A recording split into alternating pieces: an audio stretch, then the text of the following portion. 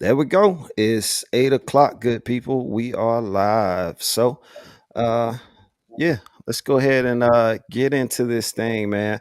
But before we do, let's just go ahead and play the intro real quick.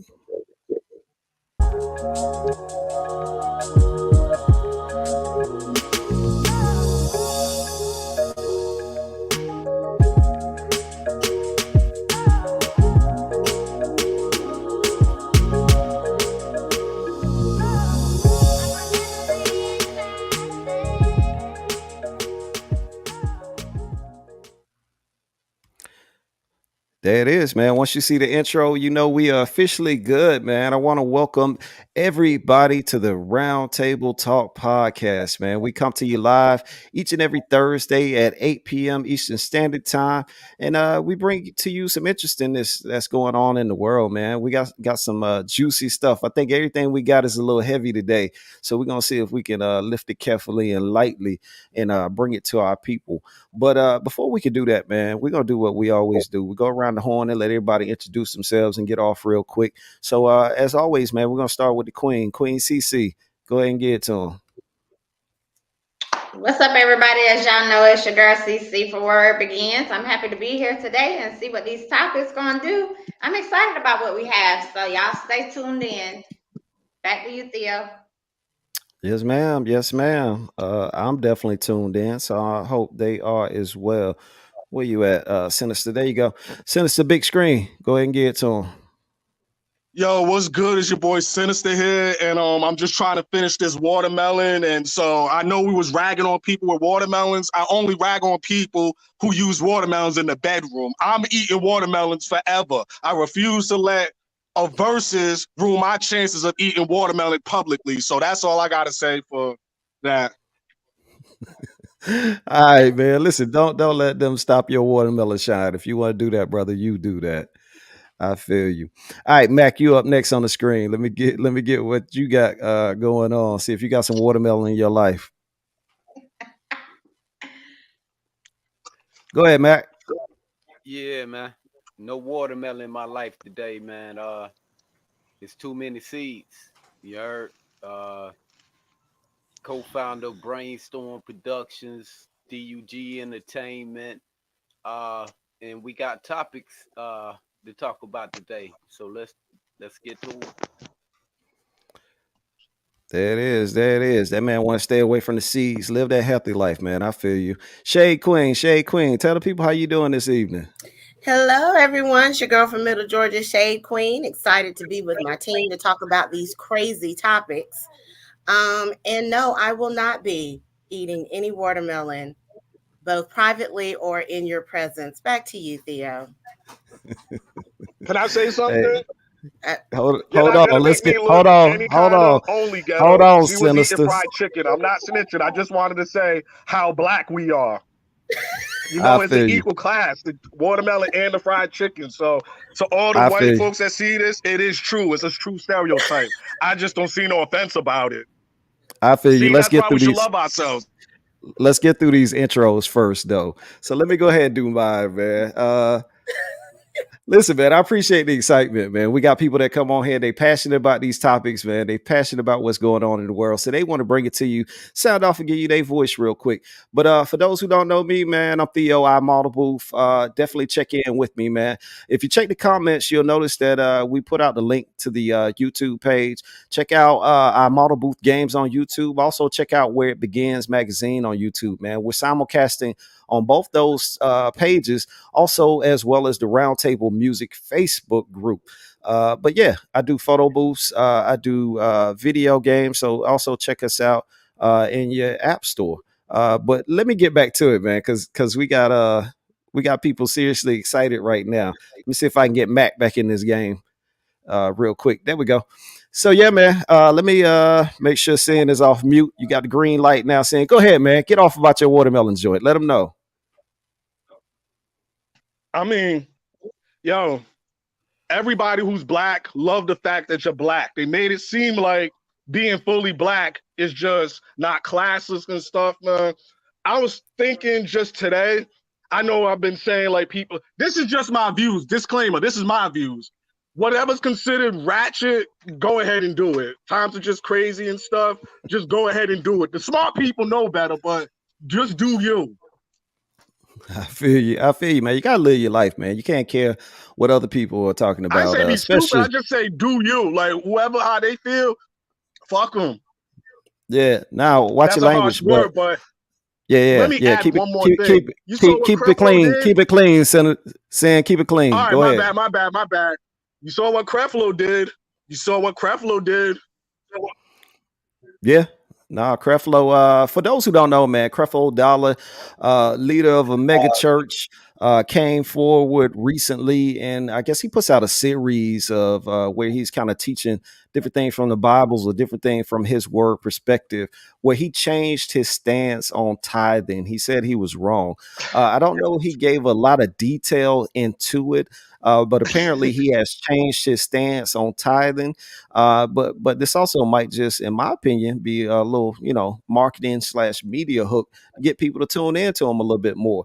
But either way, I think that's interesting, man. You got one of the major pastors here in the U.S., especially black pastors, coming forward and saying he's changing his tune on tithe. And so we're gonna monitor that situation, and that's definitely probably gonna be a topic that's coming up. But for today, that is not one of our topics, man. We got 4 jam-packed topics, 3 that we're gonna try to get to, 4 videos in total. But before we do that, man, we would be remiss if we don't check in with our crowd, man, because without our crowd, without you guys viewing, without you guys participating, we would be nothing. So let's just check in, man. Nika Mac says, hey, fam. Hey, what up, Nika? Hey, that reminds us, man, go to streamyard.com/Facebook. Give them permission to put your credentials in there. You can see Nika's little profile pic of a very, very handsome young man there in a hat. I like that guy. I love his name as well. He's a good little guy. But yeah, definitely put your information in so we can shout you out. Let's see, Facebook user. What is that? Hey, somebody's waving at us. We can't see the comments, Facebook users. So definitely go to streamyard.com/Facebook. But yeah, hey, back to you. Also, let's take another comment. Paige Doyley on the check-in. What's going on, Paige? Paige said, don't encourage him. LOL. Hey, man, we encourage everybody over here, Paige. So ain't nothing wrong, man. That man got to get something off his chest. We're going to let him get it in when we can. But with that being said, man, let's dive into the meat of this thing. I'm not even sure which way we want to take this thing first, man, because I swear everything is juicy. So let me get into some. I'm just gonna go to let's see, we're gonna go into this one first, man. We're gonna go into a segment called body image. Body image is a big thing, man. I think it controls a lot of people's self-esteem. It controls the way they carry themselves. And traditionally, that conversation is lended towards women, almost exclusively in this world. But I think as you see the pressures of social media, the pressures of being in front of a camera, the pressure of those things, you'll probably see that it's affecting both. Male and female, boys and girls coming up. And I'll even argue with you and say it's affecting the older people, man. We got older people that are taking more pictures now than ever before. Any generation before them, probably your local 7-year-old has taken way more pictures than their great grandparents and their grandparents combined. So body image is a big thing that we all kind of go through. I want to check in with y'all, man. Give me some weigh in on some, before we get into this video, give me some weigh in. What do you think about the state of body image with all the pressures that go on in this world today?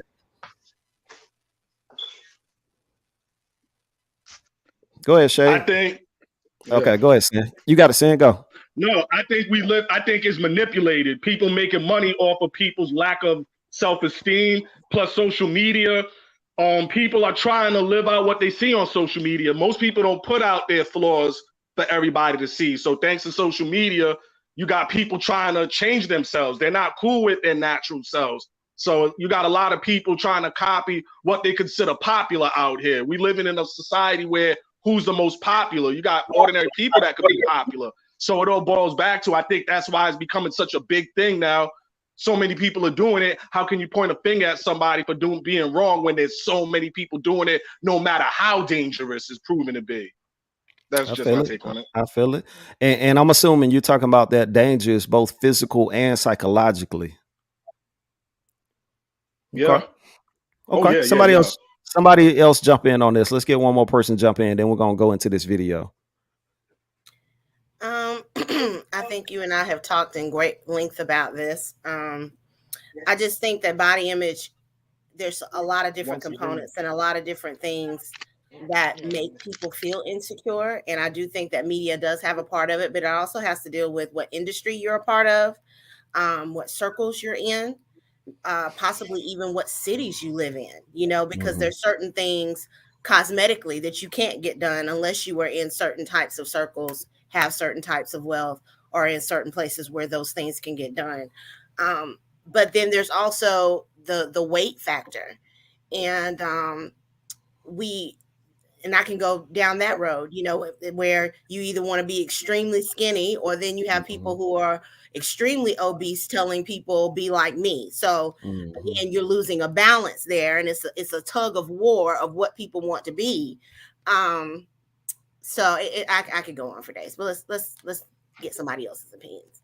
No, you're right. You're right. And before I take somebody else's opinion, we're gonna hop into this video and we're gonna hop out like we always do. But you're right, man. Self-esteem is at an all-time high. No matter how you are, people are telling you to be yourself and to promote it, which is a great message in and without itself. But sometimes you're right, that has some health risk that goes along with it if you're not being 100% healthy. Also, to reference back to what Synista said, people only live their best life on social media. So they may be real thin or 450 pounds thick.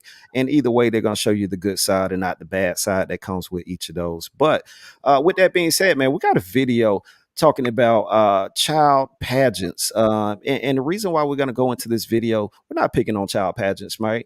I think that, it does a lot of great things to build some self-esteem for a lot of these young women and increasingly young men that are getting involved into it. But at the same time, there are some risks and dangers that goes with it. So we're just exploring the whole topic of body image. Let's go ahead and get into this and we'll break out in a little bit. Secret that childhood beauty pageants are pretty controversial, and they raise serious questions about the sometimes thin line between exploitation and harmless entertainment. Let's find out what some experts and some parents think about the whole issue. Why would a child want to erase their so-called wrinkles? That's a good question, and one that was answered by pageant mom Kerry Campbell in 2011 after she admitted to injecting her then 8-year-old daughter Brittany with Botox. It hurts sometimes, but I get used to it. Kerry claimed that Brittany herself had asked for the injections. I just don't think wrinkles are nice for a little girl. Kerry explained that the other pageant mums were the ones to point out the lines in Brittany's face and suggest Botox. Let's stop it right there, man. I think there's a lot to unpack within that whole segment.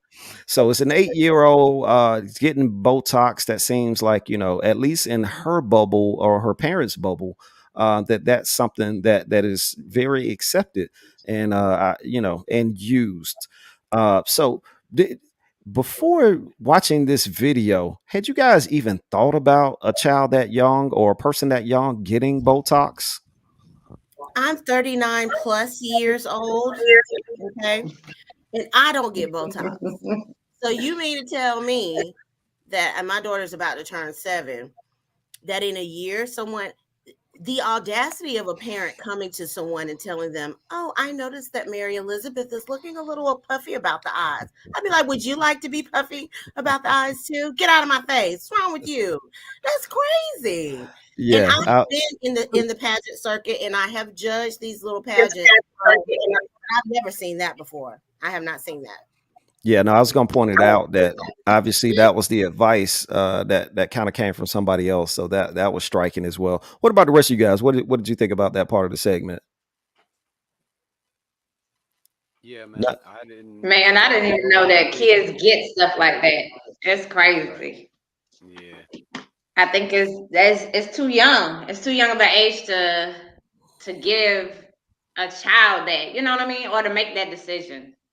Yeah, and I don't think agree with that's that's a big part of it, right? Is this 8-year-old actually competent to make her own decisions and decide that she wants it or not? So when it comes back to putting them in that situation, obviously the guardian has a lot to do with that. But yeah, let's call them back into this thing and man, see what else some of these guardians are doing in the vein to help their kids achieve.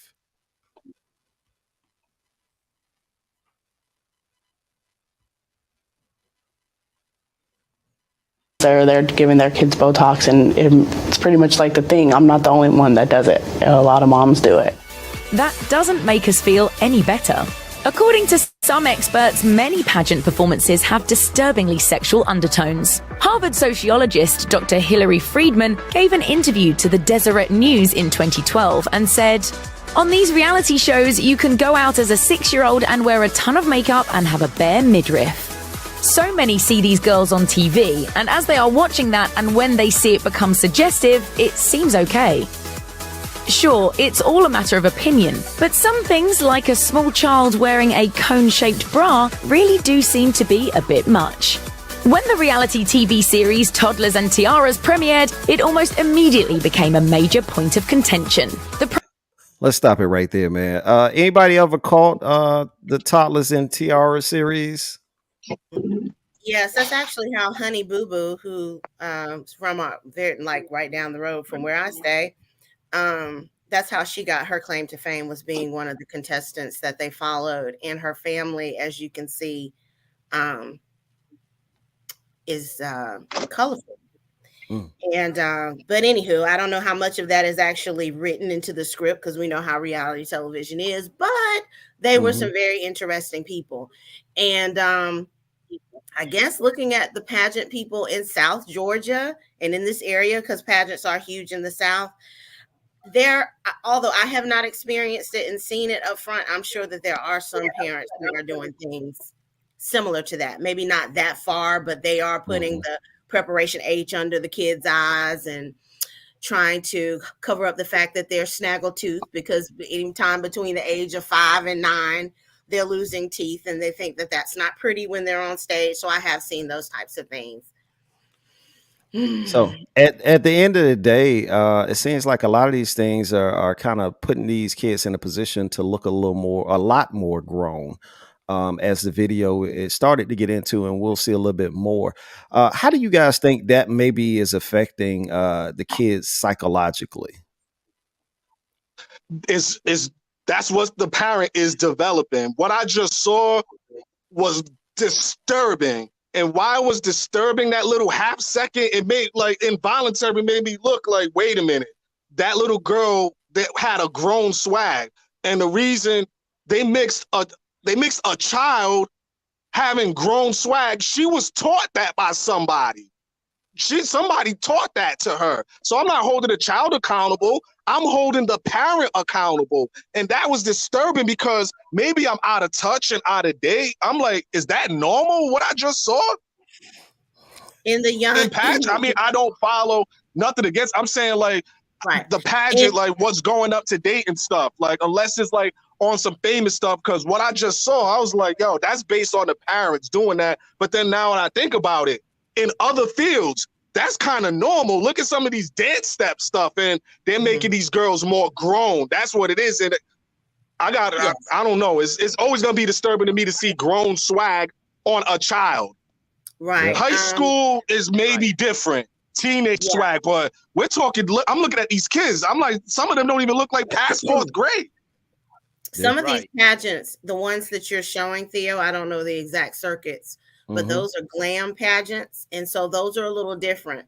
You do have like Little Miss Atlanta and Little Miss Cupcake and those kind of things where they call them natural pageants.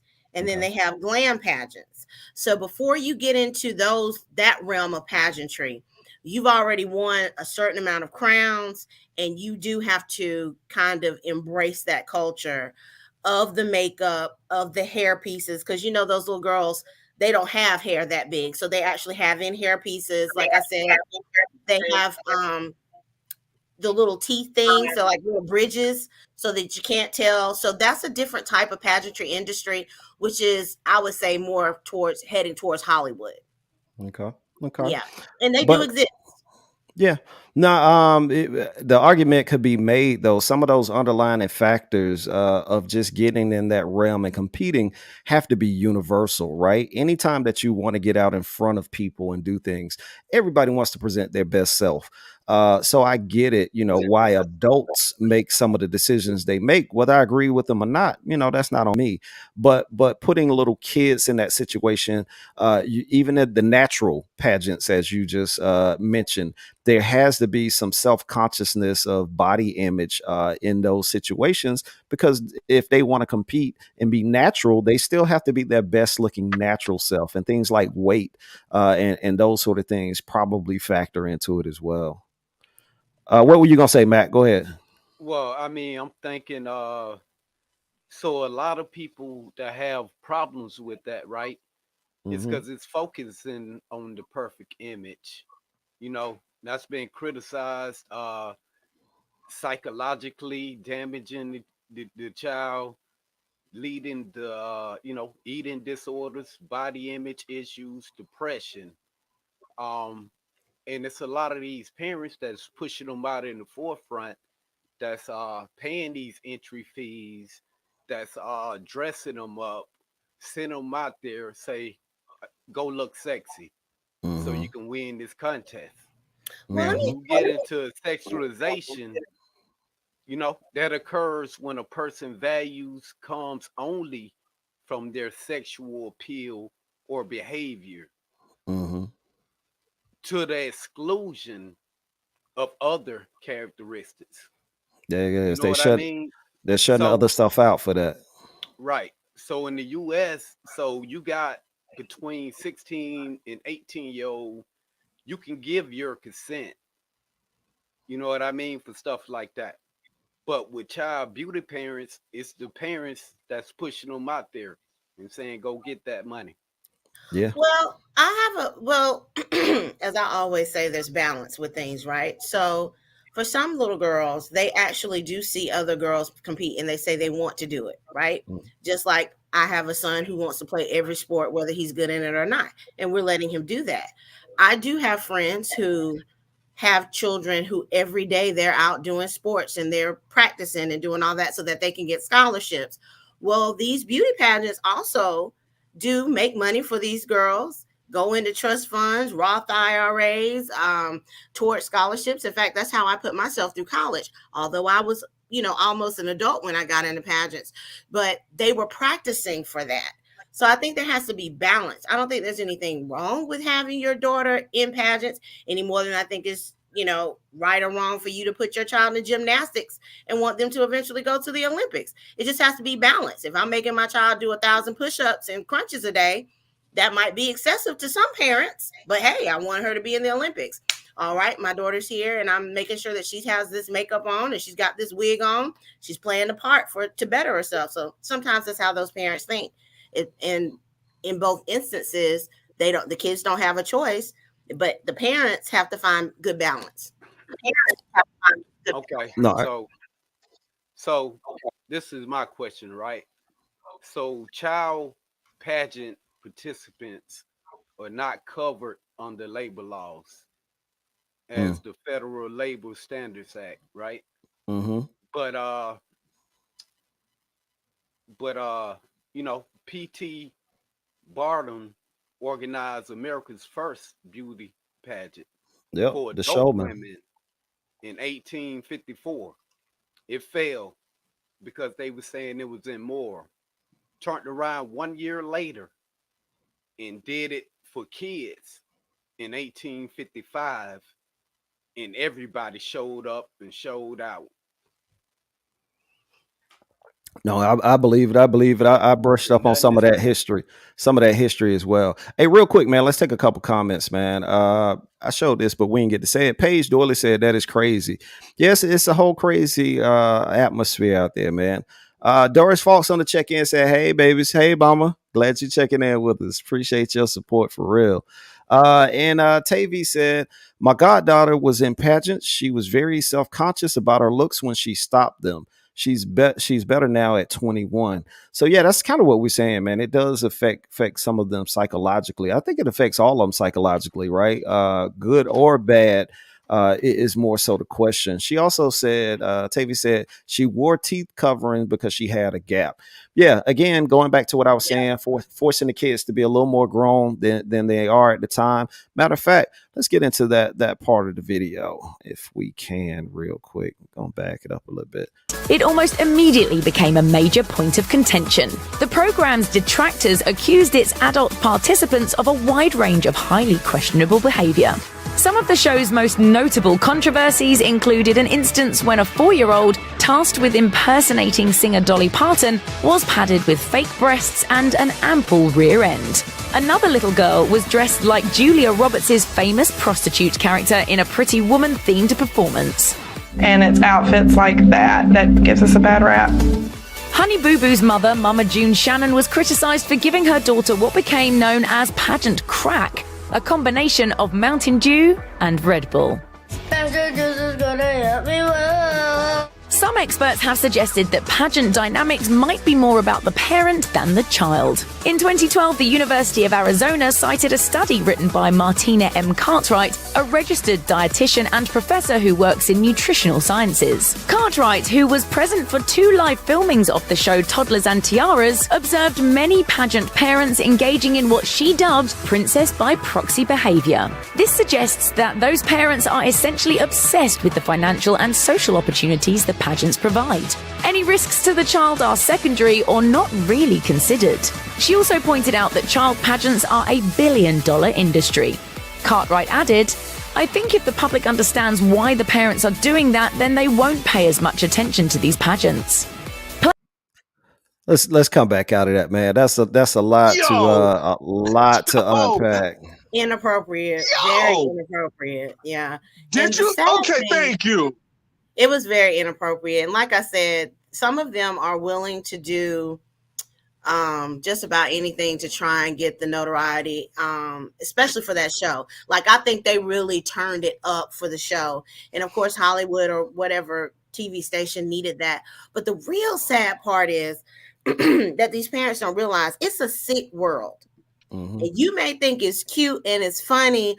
Oh, she's trying to pretend, but there's somebody sick who's out there looking at that child while you got her with this fake. Yeah, that's inappropriate. It's inappropriate, and it does make the honest and the decent pageant systems that actually do exist. It gives them a real bad name, because all pageantry is not based on that. But these are. Hold on, Synista. We're gonna come to you. Let me take a quick comment. Tavy said most of the time it is the parents. It's like they're living their lives through their children. It becomes obsessive. Yeah, no, and I agree. The whole point of them being out there, just in general, let's keep it 100, right? The parents put them in that position, and I'm not saying every parent does negative things, but you do have to admit, if you're putting your young child in an environment where they have to compete based off looks, there may be some long-term effects of that. But go ahead, Synista, get what you need to get off. I'm going to say this on behalf of the Black race in regard to that video. White people in Britain or whatever, white people as a whole, they got to hold the L for that one. Like, did you see that video? Yeah, the accent of the lady. So it's not just worldwide. No, that's not. It's not just them. Black girls who. But I'm using this video. Let them come with an argument. I'm using this video. Like, y'all bugging out there. You see who's in the crowd? They're clapping this song. You got girls almost borderline showing suggestive moves. Like, yo, look at the age of them. Did you hear? I guess it's different because I'm a dad. I'm a girl dad, and I can't picture seeing my girl doing that at that age. Yeah, but as did you hear? In high school now, them jumping up, twirling and stuff, I'm cool with, but them girls look like they're in 3rd grade, man.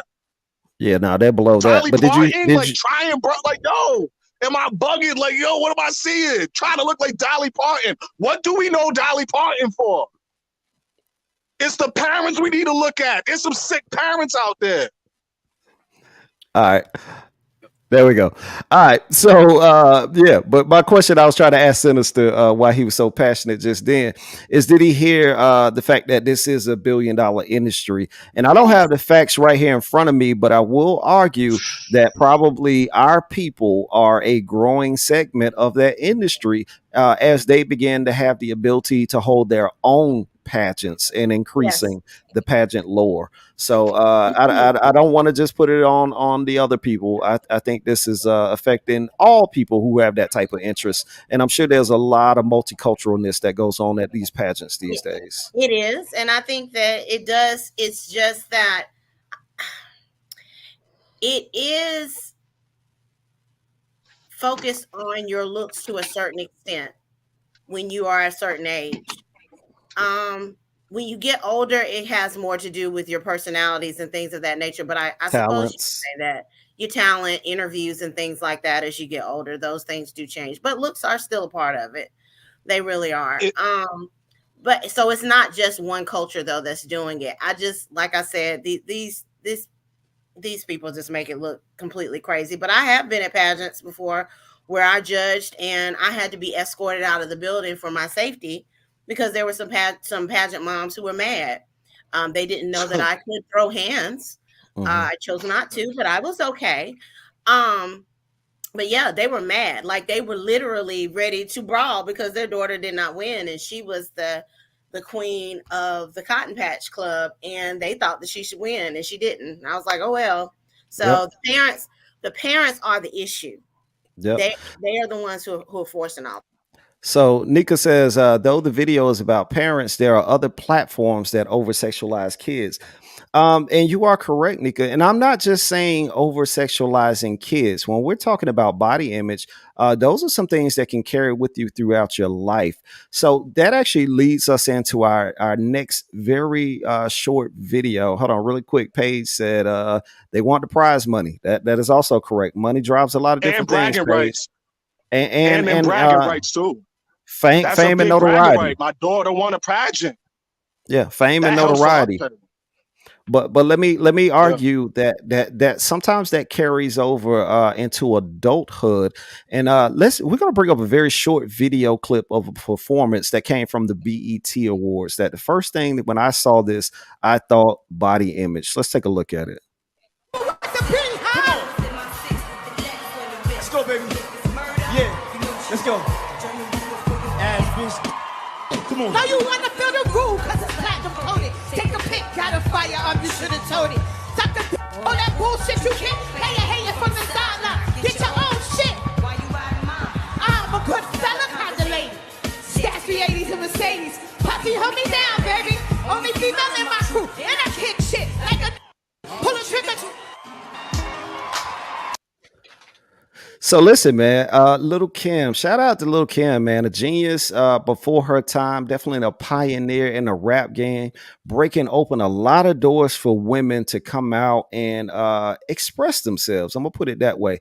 Obviously, we focus on the sexuality that Little Kim has always brought with her, but at the same time, you got to respect Lil' Kim because she always came out and been a boss, not a boss B, like I feel like it's kind of overused these days. She came out as a boss. She came out and established herself, and she came out and dominated within her space of female rap. So shout out to her first and foremost. I don't want to make it sound like we're trying to take anything away from the queen in that regard. But what we do need to address is 2022 Little Kim versus the 90s Little Kim, and how we all notice that there is a huge difference between how she looked then and what she's done to herself now. And I think a lot of that has to do with body image. She's the type of person that has the access to do whatever she wants to do. So why do you guys think she has chosen to look like this?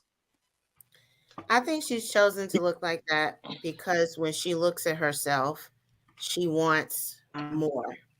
She's not content with what she sees. And that's a mental issue within itself. And as a person who, did pageants when I was younger, I know that I'm always trying to compare myself to what I used to be. And sometimes I'm a little down on myself about that. But that's on a small level. I do not have the budget. I do not have the agency to get all that stuff done. So if I had an extra $100,000, who knows? I might get some Botox. I might, get the girls raised or something. Who knows? But again, there's no balance there. So she won't stop. She'll get one thing done and then she'll look and say, this could be a little higher. We saw it with Michael Jackson, and it's just sad because these were beautiful people to us. But if they don't look and see themselves as beautiful, it'll keep going and hopefully won't be to her demise. So I get it. I understand it on a small level for myself personally, being transparent. And if I had the money, I don't think I would go that far, but who's to say? Depending on who I was around. If I'm on TV shows and the people I'm around are getting their butt lift, well, what's the harm? Why not? Win in Rome, right? But this is when in the bubble. If people around you are getting in, that's your particular bubble, then yeah, you're going to be a little more prone to it. But what about you, gentlemen? Get in on this. Based on the information that she has said, her peoples have publicly said, based on her history, they said in her teenage years, up into her early 20s, she was known as that fly girl in the hood. Like, nobody gave her the treatment like she was an ugly person.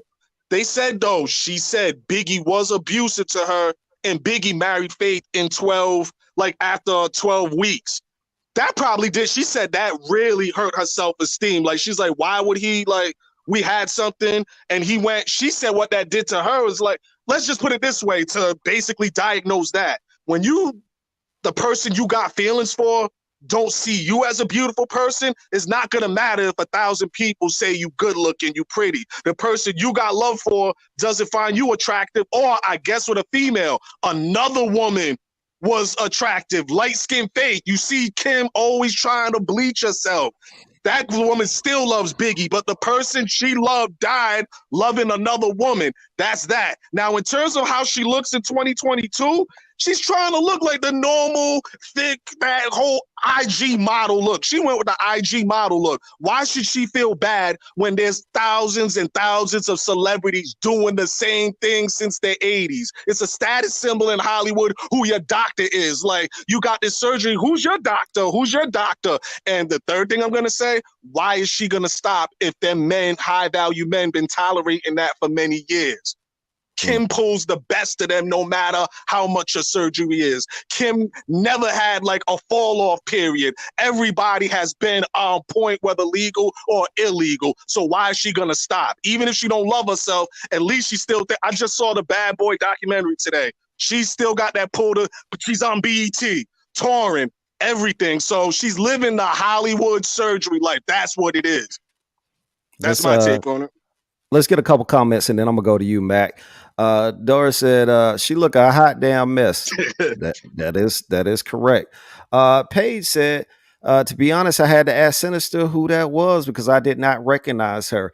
Hey, Paige, look, she is a lot lighter and a lot wider in the hip area than she has ever been before. So I can see. Those aren't even really hips though. It's kind of like I don't know. It looks like a heart, like she at the middle of the heart and the heart just go boop from behind her. That's a lot of work. I bet that hurt. But it looked like that goes to show you how on point her doctor is, because it hasn't harmed her body. She just, as y'all say, she looked a hot mess, but it's not damaging to her health. So she must have top of the line people doing that. You don't know that. You don't know that. I'm just guessing because. Again, everybody puts their best self out on social media, but Little Kim looked like they tried to make the thick Barbie legs and put it on a regular Barbie, and that's what you end up with. Also, Tavy said, poor Little Kim, she struggled for years. When she came back out, Nicki Minaj was so up, she tried to emulate her body image. I can see that. But that's the crazy thing. Also, I was gonna say, everybody's still emulating Little Kim, though. That's what's crazy about it. All these current styles, the city girls, everything. That's Little Kim's children, as I look at it. The way they rap, this current rap, that's all Little Kim is like the godmother of that. Yep. Nika says the definition of sexy, beauty, and attractiveness has changed. You're right. It has changed, Nika, but I think it's boiled down to a formula now. Because little Kim looks like an older version, minus the nose, because I don't see a lot of them getting that Jackson 5 nose. But minus the nose, she's a version of every young female rapper almost that I see come out right now. They look the same way, light skin, long hair, some augmentation. What is it? BBL going on in the back, something tucked in on the front, and got their waist snatched, and that's what you had to put in the back. So a lot of that is going on, and that seems to be the formula. But hop in here, Mac. Hop in here, Mac. Somebody needed to give me a stack because I got a lot to put somewhere.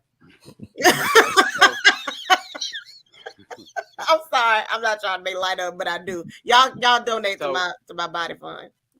So since the age of 8, LaKim has said her father said she couldn't do nothing right.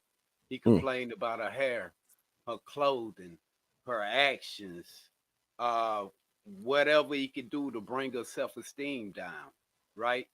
And then she's been in a lot of abusive relationships.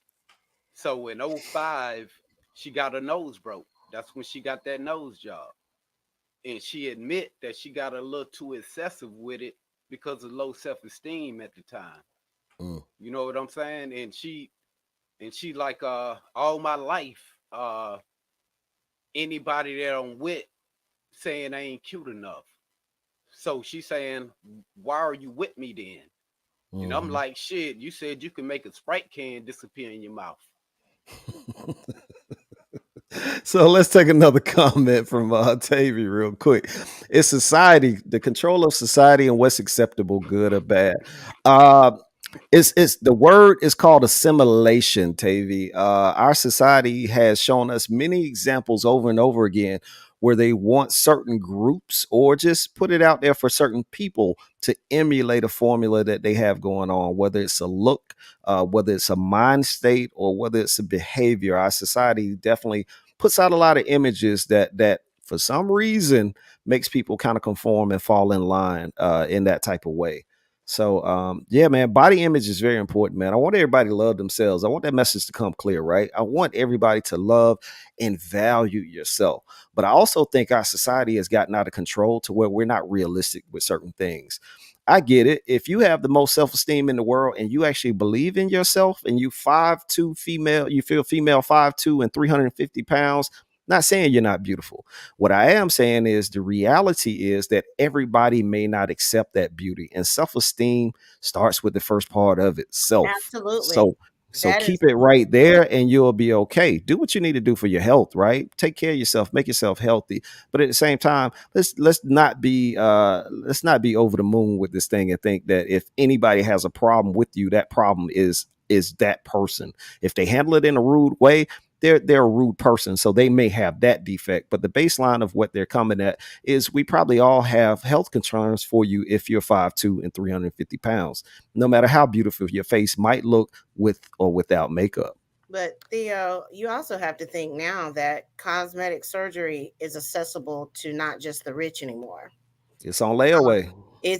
So they made an industry of it. They make an industry of everything, right? So in the industry for plastic surgery, so you got legit plastic surgeons, you got shade tree plastic surgeons, and then if you're lucky, you and get your passport, you can hop on over to another country and you get a whole lot cheaper. Now they may be sterilizing this stuff with vodka, but you're going to be snatched when you come home if you make it. So that's the reason why you see a lot more of these IG models and all these people. They're not necessarily getting them paid by men or anything. A lot of times they're getting butt injections, by the people that they meet at the strip clubs or things like that. It's more accessible. So it's harder. And these poor young, I've got a daughter. She's trying to come up. How do you pour into them and tell them how to be when you got all this foolishness going on? It's a serious time, and it affects the men too, the young boys too, and their images as well. So I don't know what doing. I don't know. Little known statistics. Male chest implants are one of the largest rising segments in plastic surgery. So for some of these men that are competing or acting or have to be in front of the general public, that shortcut rather than just going to work out or even, damaging your body, with steroids or whatnot, they're taking the shortcut and they just, they're getting the same stuff put in their chest, just not as big. Like the pecs? The pec implants. Yep. Ugh, I bet You that want hurts. you want to look like Arnold Schwarzenegger. It's easier to get the arms than it is the pecs. So they got a kit for that too. But yeah, man, shout out to Lil Kim. Shout out to everybody that's participated in pageants, whether you're a child or whether you're older. Again, at the end of the day, man, be happy with you. Don't let the world shape you into falling in line to do something dangerous to yourself. Mental health and physical health are the most expensive things to replace. And I mean expensive not in terms of money, I mean expensive in terms of value. So keep that in mind, man, as we move along to this next segment. So next we're gonna hit y'all with this question, man. Is 29 too old to live with mom? That's a question that we have, and a lot of get right to it. Yes is the answer. But a lot of you guys have probably seen this video clip that we're gonna play, but we're gonna do like we usually do. We're gonna dig into it a little bit after we get this thing going. So let's go ahead and do that. And I apologize if the woman's voice is a little loud and screechy. We'll try to adjust the volume, but she was very, very livid. Ain't going nowhere. That's my son. That's my only son. At some point, he got to go. Never no time. At some point, never no time. Man, never no time. Tell him, Christian. No, you tell him. He's talking about you grown and you gotta go somewhere. I told him, you only son, you ain't going no damn where. You go when you get ready. Man, I just feel at some point you need to make your own way. That's what I be wanting to walk through the house naked sometime, and there you go. So I mean, what? No, if anything, you can go, not him. How about that? I want to pay all the fucking bills in here. You gonna tell me where I can go? The thing is, like, why do I gotta, this is my mama's house, like, why do I gotta leave my mama house? Period. Man, you damn near 40 years old, damn near it's time to go. I mean, at what point? I'm 29, I'm not 40. Boy, that's pretty 10 years away. When I met you, you was living with your mama. Man, please, y'all was in and out. Come on, man. You was living with your mama. Now you gonna tell me. 22 years old. Now you gonna tell me because he 29. I ain't getting up. I'm not getting up. Man, he has to go. I'm not going nowhere. He has to go. Well, you ain't gotta go nowhere. You know what? Damn, they ain't gonna pay no bills either. Then, damn it. Now, how you feel about that? You don't want him to go? I won't pay the bills. But he continue to pay. He got to go though, man. It's too much. See, we arguing and stuff about stuff. But at the end of the day, all you gotta do is tell me to help. You ain't saying nothing. It's like, man, you a grown-ass man. You supposed to know man, garbage overfill. You supposed to know to take that outside. Come on, man. I don't have to tell you all this stuff, man. But the thing is, I'm barely here, so I'm barely making garbage. So why I gotta take the garbage out if I'm barely here? If I'm barely Let's stop it right there, man. Hey, listen, if I'm barely here, why I gotta take the garbage out, man? Why y'all trying to make me take the garbage out if I'm barely here? But it sounds like he's there a lot more than just barely. While he's comfortably taking the milk carton out of the refrigerator and drinking from it, like he has paid for it. Mm-hmm. Oh, but he's hardly there with the slides on. That video right there. It's like to dissect that in a short time would be impossible. There's so much you could break down, so many issues, social issues that's shown in that video. Like, no joking. You heard what dude said. He pays the bills there, and what she throw back at him? You used to live with your mama. Do you see how much? Okay, you got a class of brothers that's doing good for themselves, and then you got a large number of our black brothers that's living with their mamas. A good reason for that. You see what the jail system did? That's the effects of the prison system. So many of our black brothers being locked up in prison. A lot of these dudes going to be coming home, living with their mamas, and you see the results of that. How many, like, the people not seeing how, like, that's crazy. Let me ask a question. Let me ask a question first. What do you guys think the age of the stepfather is in this video? He look like he may be about 46. About 46. So mid 40s. So he said the late 40s. Yeah. pay attention to the fact that he said he's been dealing with her since he was 22. So obviously they have a long history of probably about 20 years that he's seen this whole thing go on. So he's been seeing this gentleman, the younger gentleman, since he was about 20, since he was about 9 or so, right? Let's give him that. So he's seen him grow up in the course of this. So if there's somebody that's going to speak on, be able to be qualified to speak on, it's time for him to go. I would think it would be somebody who put in 20 years of equal work, as she mentioned, that he's going to continue to pay the bills. Theo, I don't think it's even that serious. I don't care if that man met him 6 months ago. That's his house. He decides what the light bulbs should look like, what room we will turn on and will not turn on lights, because he pays bills there. Where 29-year-old, able-bodied, and seemed like he didn't have any disabilities. Now, if he does, then that may be different. But he seemed able-bodied to me. Why would he then say, "Oh, I'm not going anywhere"? When I tell you, I would have lit the first match I saw. And I would have been like, no one's living in this dwelling, because what we won't do is you will not tell someone whose home it is that you're not going to leave. That's inappropriate. So I would say this. I'll tell you why he feels like he can be that way. And we're going to listen to the video and you'll find out.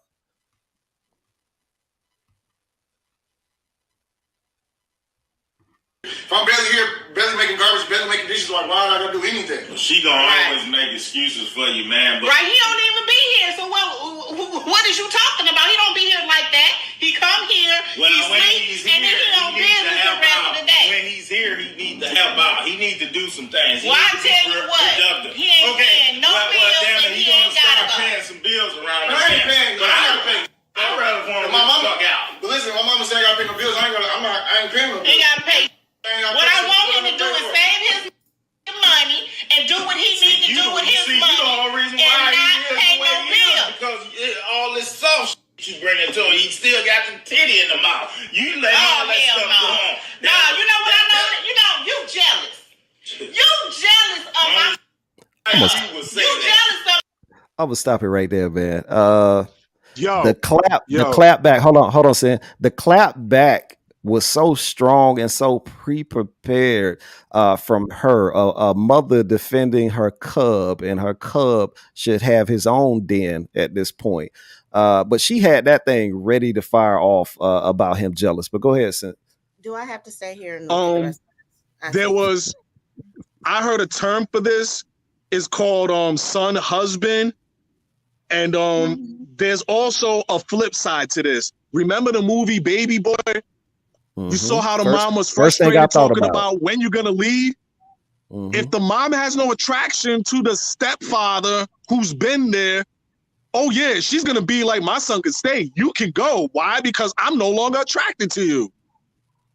That's what I think it is in that. He pays the bills and she's not even trying to hear what he's saying. Like, she's cool with him leaving. For her to be cool with the dude that's providing, for him to get the step in, for her son who could just go in there, don't even trash this and that. More than likely, they might be done. I'm just going a little bit deeper. They might be done as a couple because he's 29 and look at how she just jumped to his defense. Saying, no, she's talking junk. They've had this conversation before. She knows the husband's not going to go anywhere. She's just an out of order woman.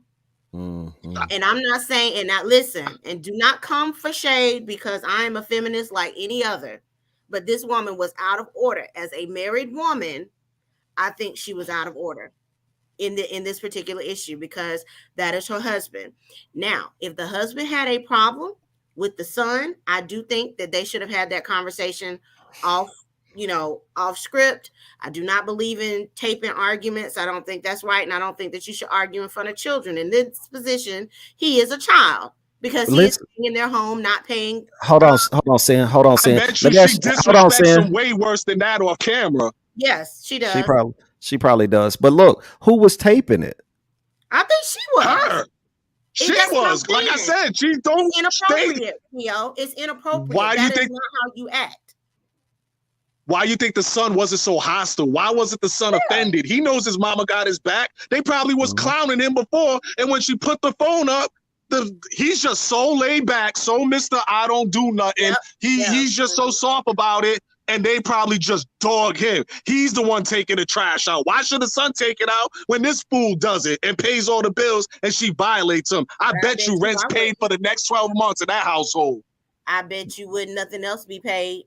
I bet you that trash would pile. They would evict us because the trash would be coming out the door. They would have no running water. If it was in my name, I would have been like, I'll fix all of this. Yeah. Ain't no way. So I'll say this. I'll argue against you, Sin. I don't think that it has any bearing on the attractiveness she has to him. Now, if they are done, I'm going to say it probably has more bearing on the fact that she is not respecting him. She is taking him for granted, because at the point when you have your son that's there and you're arguing against the man you stood up in front of God and took vows for, then you're not respecting that person sitting across the table from you. I don't think we're assuming that I feel she don't like that dude or stuff, man. Attraction's not the wrong word. This the sentence. She don't like him no more. She got the eyes for somebody else. Okay, I'll say it differently. If you first of all, don't be a relationship counselor, Sin. If you are going to say that every woman that argues and talks back disrespectfully to her man means that she is not attractive, that some of these women will not ever be attracted to anyone. Yeah, I don't think it was. I think that she has an inappropriate relationship with her son. And when I say inappropriate, I don't mean sexually, but we do see a lot of women who sometimes have their children young. Bless their hearts. They kind of grow up with them and they create a bond that doesn't really allow or give them an opportunity to really see another man as the head of their life. They kind of meld that in. And I'm not a psychologist, but I'm just going off of some of the things that I've seen in the past. And this is a example of that. Now, like you said, if she had a traditional marriage where it says forsaking all others and all those kind of things, then yes, she flat out lied, right? From what we see. And we don't know the background. We're just judging it off of this small snippet. But what I'm saying is, I think she was inappropriate because for you to tell your husband that he's going to go before your child is wrong, per my belief of what marriage is. And if that child was a teenager, all this would be different. Because you're not going to put out your teenage son necessarily. So, those things could happen. But I'm going to say this, ladies, don't let your grown sons make your man leave, honey. Don't you do it. Because guess what? He's going to find a nice little girl that he's going to find that's going to take care of him. And you're going to be sitting there by yourself. And you're going to be a mother-in-law. And she's going to let you come inside. They're not going to be by themselves. They're going to join those groups that all sit around and say they're no good men, and irregardless of how they got there. Let me take a couple comments real quick. Tavy said, in this situation, he needs to go, especially since he's not helping neither. I feel the stepdad. Oh, I agree. Also, Tavy followed up with says the mom talks to the stepdad any kind of way, so the son feels like he can as well. It is definitely a learned behavior when people learn to disrespect other people in a lot of cases. Also, Paige said, so why can't he stay where is goes since he is barely there? This is crazy that the mom is willing to allow her son to stay there.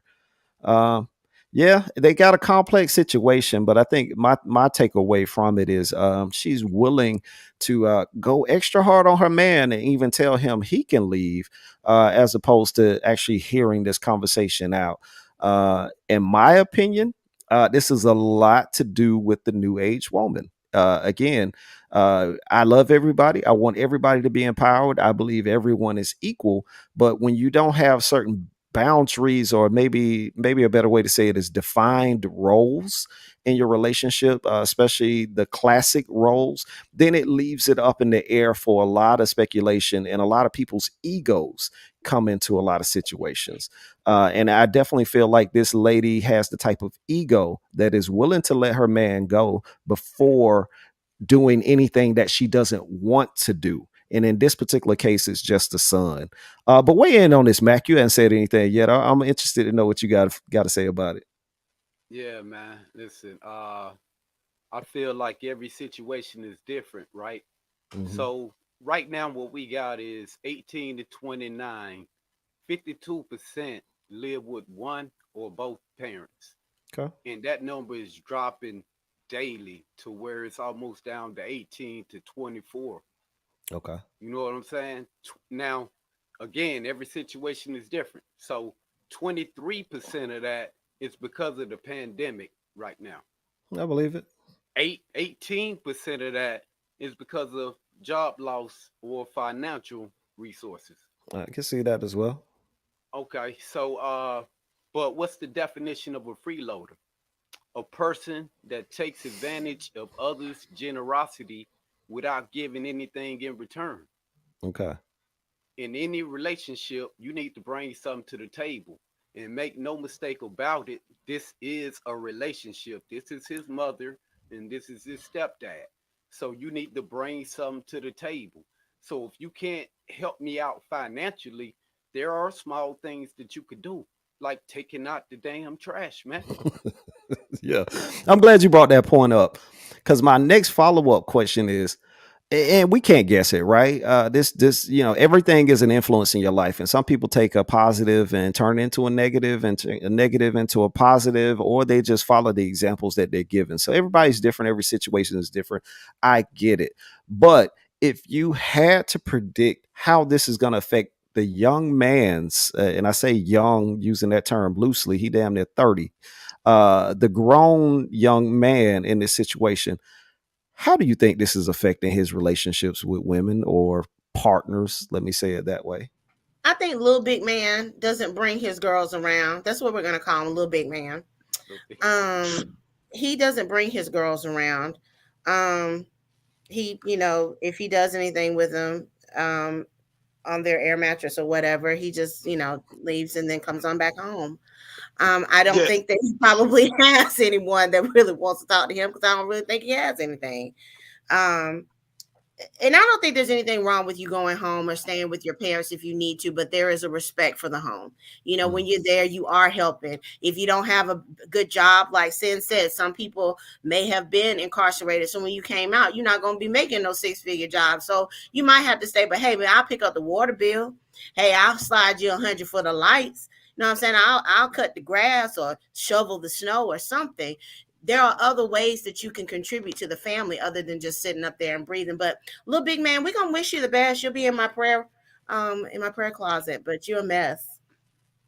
I don't personally know this dude, because you got two types of dudes. You got some dudes, then ain't no way in hell they're gonna tell females like, hey, I still live with my mama. Not no finest of the fine and stuff like that, because we in a different time period in 2022. These females got access to the best of the best type of guys and stuff, man. All it takes is a DM for females to get with the best of the best. Or he could be that dude that he got so much game that he could get females and be bringing them to the house because the mama's cool with it, because he got that type of relationship with his mama, a Jody situation. So it matters what type of dude he is, but I would suggest to him, like, hell no. You think you're going to bring some 2022 female to your mama's house is going to last past 90 days? Let me see this shit. Yeah, no. I think that so one of two things: either he's not getting any play, in terms of women, he bugging, or he is putting it down. And and that's how Jody was in Baby. From what I've heard the stories, I heard that's not even good enough in 2022. They don't even care if you got the good D. If you a scrub, no love. They said there's a statistic that this is the most sexless generation because these chicks ain't playing with niggas. They got access. They're not playing. These chicks are house for dusties, man. If you a dusty, hey, no love. Hey, let me say this, man. So again, we all live in bubbles. I talk about this concept every week, right? We all have our bubbles that we live in based off of the people who we keep around us in our circle. And that's the information we tend to let set in. And I agree with the points that you guys are making, because it comes from your perspective and probably your particular bubbles. What I will argue that is a lot of these new age relationships go from 0 to 1 million really quickly.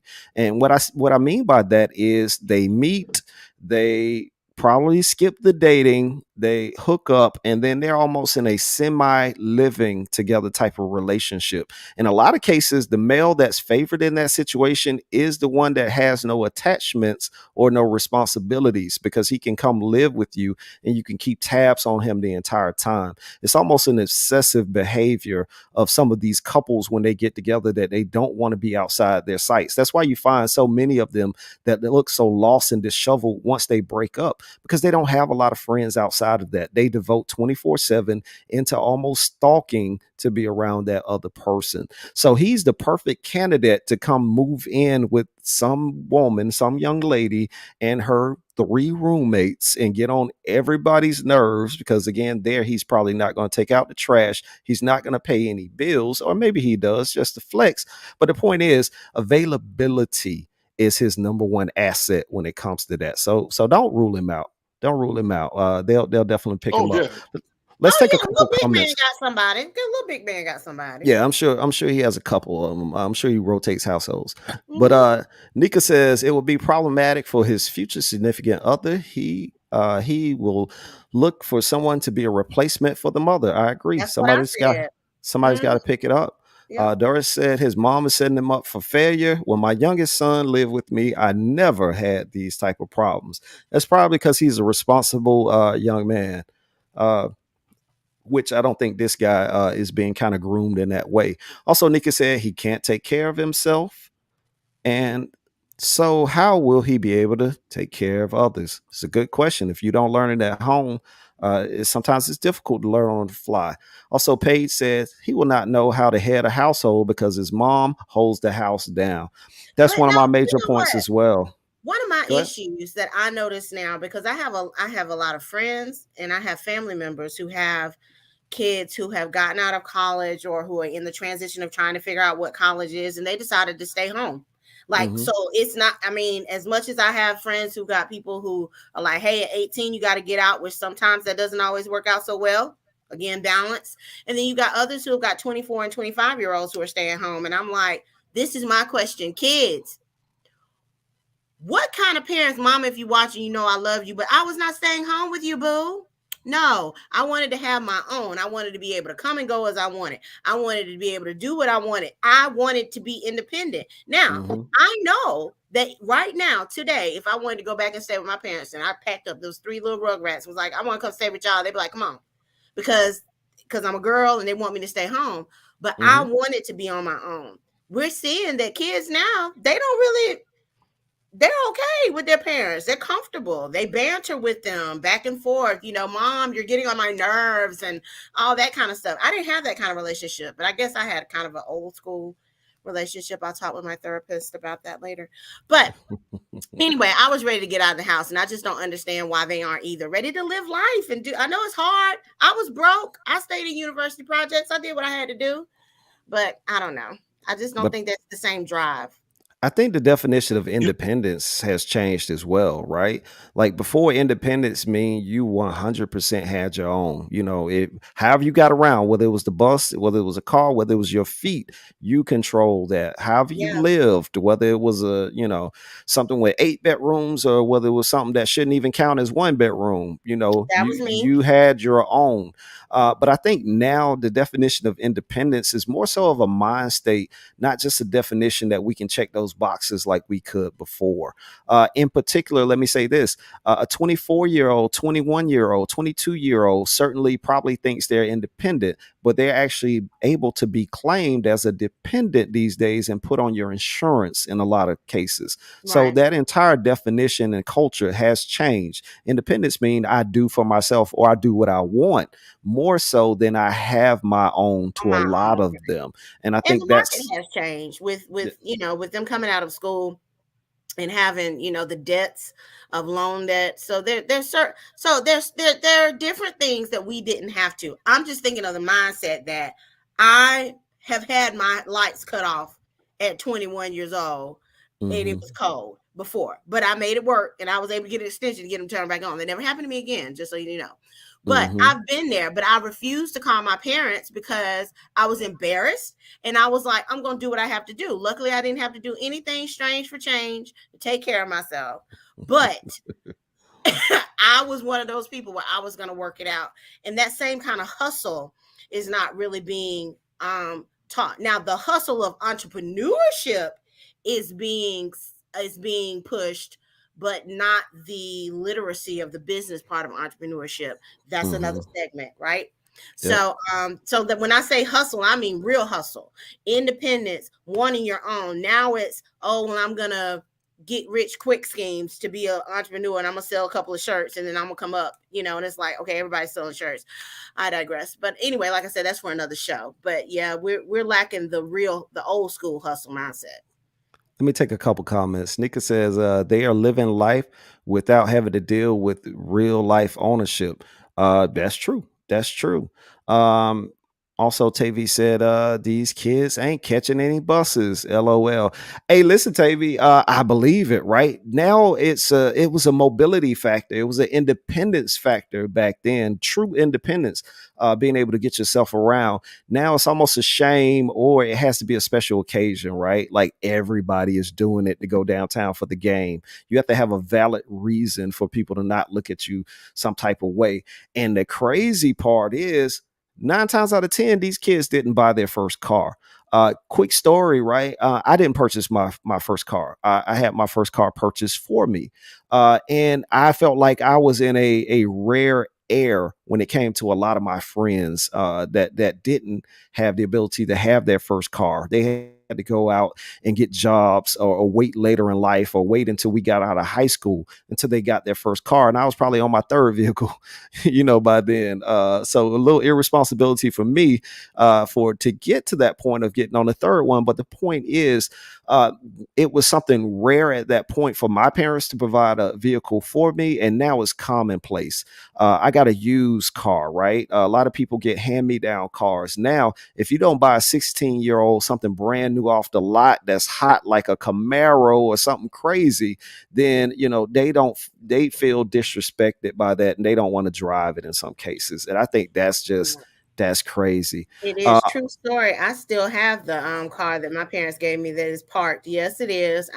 For sentimental values, I still have it, and I'm going to get it running. But the Gypsy Train was a 93 Toyota Tercel that I drove until I was 28 years old. Yes, I did have another car. My husband did talk about me and wanted me to no longer drive it, but I was okay with it because it was my first car. And yes, my parents got it for me, and it broke down, and it had 3 transmissions. That's my business. But I did have that little raggedy car, and it went everywhere. And I guess that was rare because in college, not many people had a car. And there would be times I'd be driving down the street, and it would have a whole bunch of smoke coming behind it, but I was riding, and I was cute. Yeah. But now you upgraded to a bus, right? Yes, I have a Suburban now because I have too many kids. We'll have another segment on that. Go ahead and put a tag on that thing. Put a tag on that thing. Call it the Magic School Bus, man. Yeah. Hey, listen, Paige said, I also feel like since some parents are having kids young, they want to be friends with their child. So that is why they may allow their child to stay with them. That is true. That's probably why they give the lessons that end up becoming senses of entitlement to a lot of their kids as well, because they have the mind state of, I want to provide for my child things that I didn't have and access I didn't have, which again is not bad in itself, but you do have to realize the lessons that come along with that when somebody can't obtain for themselves. I would argue that 29-year-old gentleman probably didn't buy his own first car.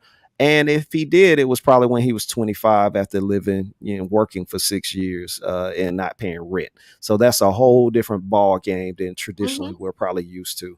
Also, Facebook user, that's one of your people, Shade, says, I remember the Gypsy Train. So there you go. Your vehicle's already infamous. Just so anybody knows why it was called Gypsy Train, true story. My music teacher had a brother that played the drums in this rock band called Gypsy Train.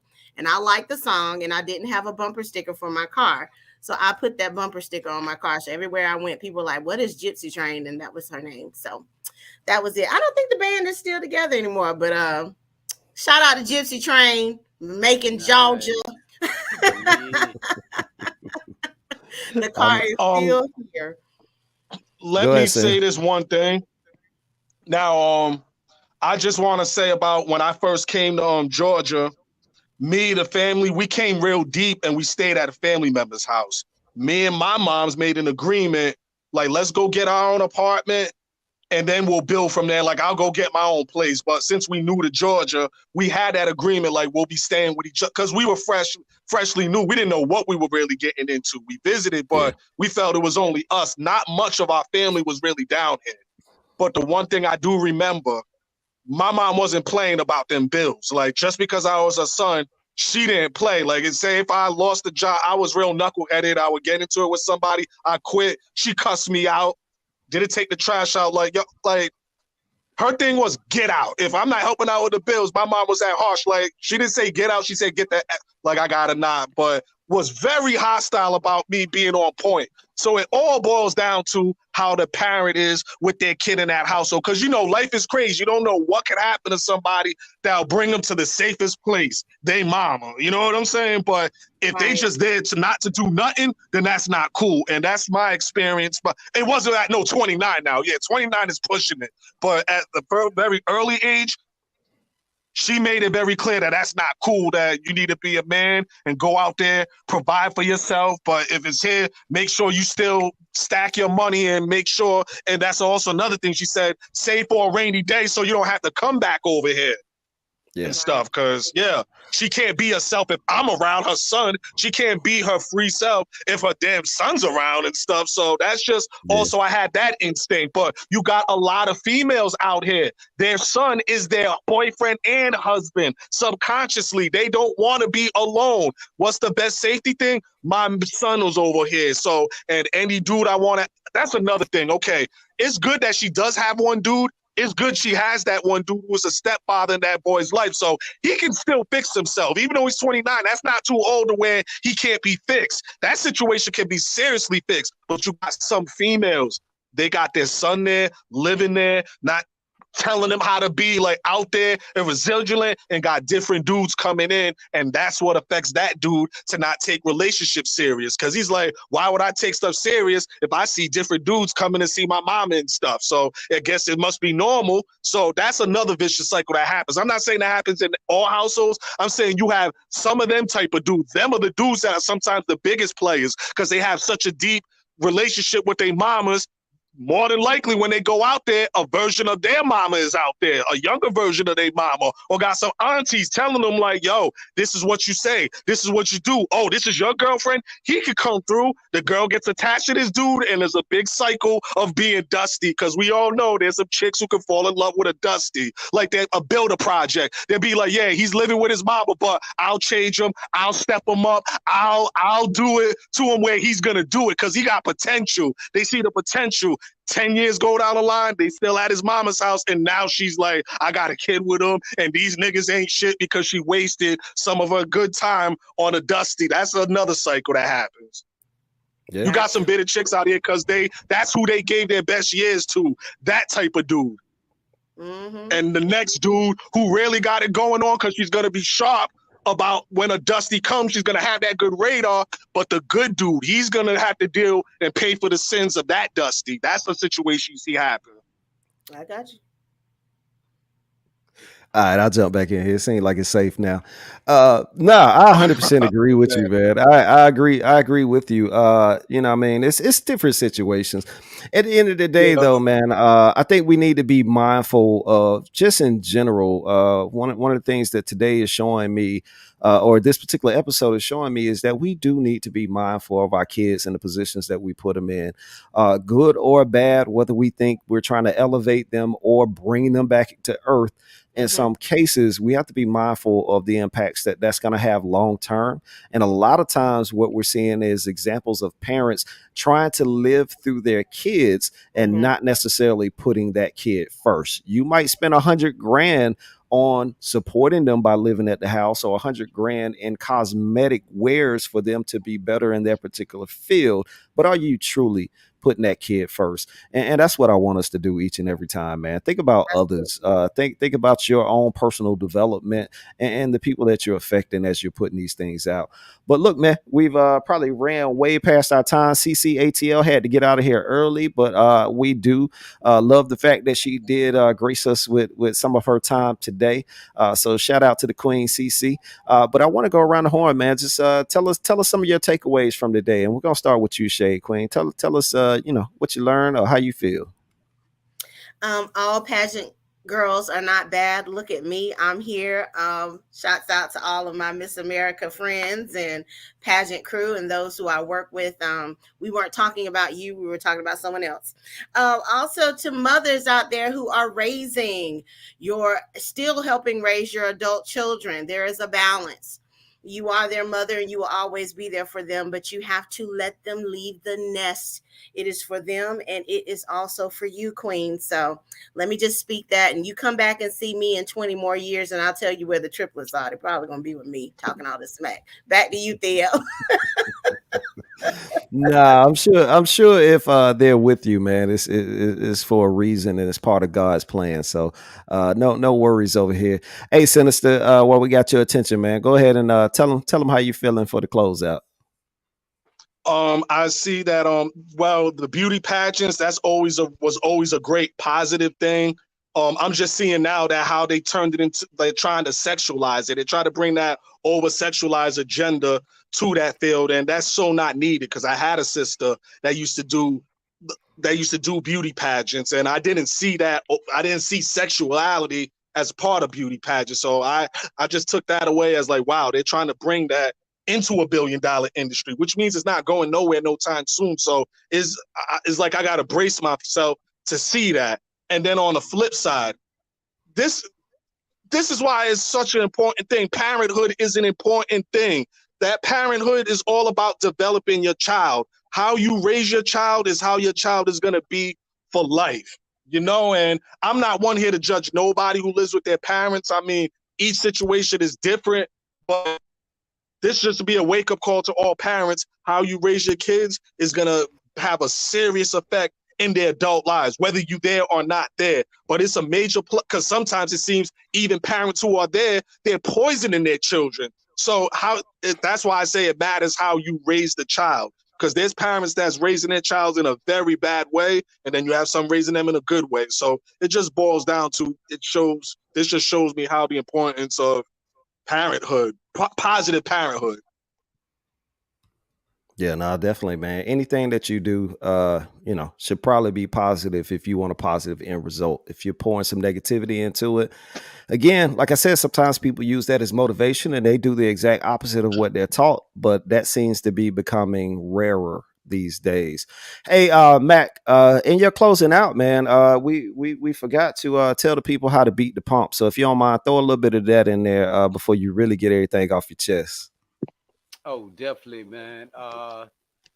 The Round Table Music Review, you can check it out. We got the Beat the Pump gas card raffle going on right now. We got the 3 for 10. We got the 1 for 5. We got prizes of 150, 75, and 50. So go out there, grab you a ticket, and beat that pump. That is. But yeah, get off your chest. What you learned today? Oh man, listen. I kind of want something to get something else off my chest, right? With the beauty pageant stuff. So you got Marilyn Van der Burr, who won Miss America in 1958. Her father was the one that was putting her on, and she rocking out pageants five from 5 years old, but he was abusing her from 5 to 18. You got Maud Gorman. She been winning pageants since she was 4. She was actually in the Miss World pageant and placed top 10. She was raped by 3 men at the age of 13. So I think anything that you get into, you got to be careful with, right? So that's what I'm. So I'm cautious about some of the stuff I learned today. But you know, every each one teach one, man. Like we say, let's get it. It is. It is. Um. So listen, man. Mac just took us into a serious direction. So before I take it back lighthearted, let's address it, man. Let's talk about it real quick, and we're gonna keep this brief, man. But pay attention to what you do. I think the biggest problem and sometimes I feel like I'm becoming, excuse me, I'm becoming the old man, right? Like they say, when you get old, you start complaining about everything. You start complaining about what the kids doing. You start complaining about what the men doing, what the women doing, what the everybody doing. You just complain because you're old. And I have a lot of complaints, and I say that to say my complaints seem to always be rooted in the same thing. They're rooted in people not taking accountability in their actions and how they affect other people. I'm not saying buy into this cancel culture that we have, right? Where everything that you do, people want to cancel you because one person have a problem with it. What I'm actually saying is this: we have more than two options. We have more than good and bad. We have more than black and white. We have more than pretty and ugly. We have a whole range of things that make us beautiful and make this world a lovely place to live in. And when you water it down to just one or two, you tend to live your life like that, and you don't think or maybe expect the outcomes that you're going to reach. So with that being said, man, I want everybody to be their beautiful self. Everybody out there, you're lovely, you're wonderful, man. God makes no mistakes. He created you like that for a reason. That doesn't mean that you're going to stay that same person. That doesn't mean you're not going to change and grow. That doesn't mean you're not going to grow and eventually digress into something else. What it means is we're always evolving. We're always changing. And if you shut your mind off to the possibility of what you are doing to others through your own actions, you miss the repercussions that you might have on them. So that's what I learned today, man. With that being said, definitely, man, beat the pump. The gas card raffle is going on. We're trying to help people out at the pump. So if you're interested, hit us up on that. Outside of that, man, thank y'all for rocking with us, man. Again, every Thursday at 8 p.m., we bring to you the Roundtable Talk podcast, where we tackle these tough subjects, and we have some lightheartedness in there as well, man. So again, we just not one thing. Also, check us out on Sunday, man, where we have a new project coming up for the Roundtable. The Roundtable music review, where we're gonna actually have I think we're going to have Men at Large there this Sunday. So check us out, where we're going to be reviewing their new work. And we actually got them on the show because you know how we do, man. It's part music review, part interview. And also catch us on Wednesdays at 8 p.m., where we have the music trivia night show, where we have a whole lot of fun with different things in music, man. Especially karaoke we kicked off this week is going crazy. So I just want to say, everybody, stay up, man. Stay blessed, stay loved, stay beautiful. Keep doing you, but pay attention to what you do to the world, man. Peace.